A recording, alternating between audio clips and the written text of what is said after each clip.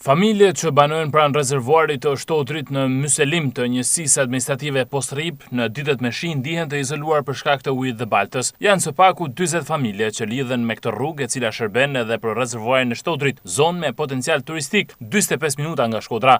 Ata theksojnë se prej shumë vitesh janë lënë në harres për disa shërbime të domosdoshme, ku rruga që mbeti përgjysmë vite më parë është problemi më kryesor. Sipas tyre, kjo rrugë duhej të kishte përfunduar deri mbi digën e rezervuarit.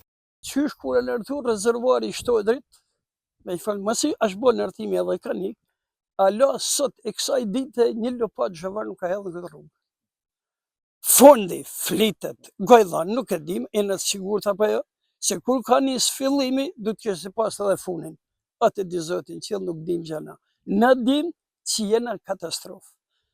Këtu me ne, ku jena në sot në këtë rrugë, mund tjetë edhe zonë, jo mund tjetë, pa është edhe zonë turistike, që vinë gjithë vere njërës këtu, mushën plot, po ku të vinë në këtë rrugë, këtë katastrofë?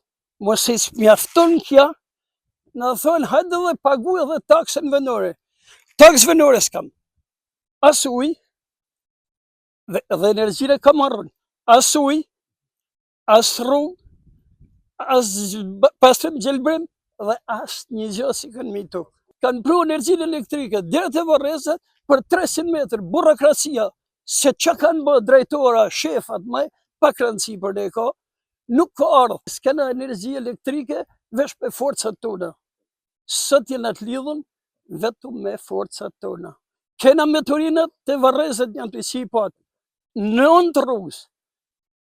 A ka gjë më turp në botë, qëhet familjari parë të zorit, dele me motorinat në të rrugës, unë kaloj gjithë ditë, me fëmijë, me plak, me të madh, me të vogël. Pra, kjo është ajo, si në kërkojmë sot. As ambulanca nuk vinë deri te kjo rruga. Vinë deri aty kthehen mbrapa. Me keni njëri smush sin ambulanca këtina.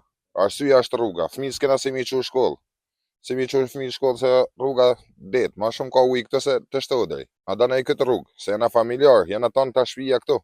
Banorët theksojnë se kjo rrugë duhet të ishte rregulluar e para në njësinë administrative Postrip dhe jo të lihej përgjysmë, duke rezultuar edhe sot i papërfunduar. Rregullimi i rrugës së rezervuarit të Shtodrit do të ndikonte ndjeshëm jo vetëm për 40 familjet që lidhen drejt për drejt me këtë segment, por për të komunikuar me fshatrat e tjerë dhe me Shkodrën, por edhe shfrytëzimin maksimal të vlerave natyrore turistike të zonës së rezervuarit. Në këtë vepër janë kryer investime të rëndësishme, ndaj sipas banorëve është e pajustifikueshme që pushteti vendor të mos e shfrytëzojë për zhvillimin e turizmit, ku prioritet mbetet rregullimi i rrugës prej rreth 1 kilometër.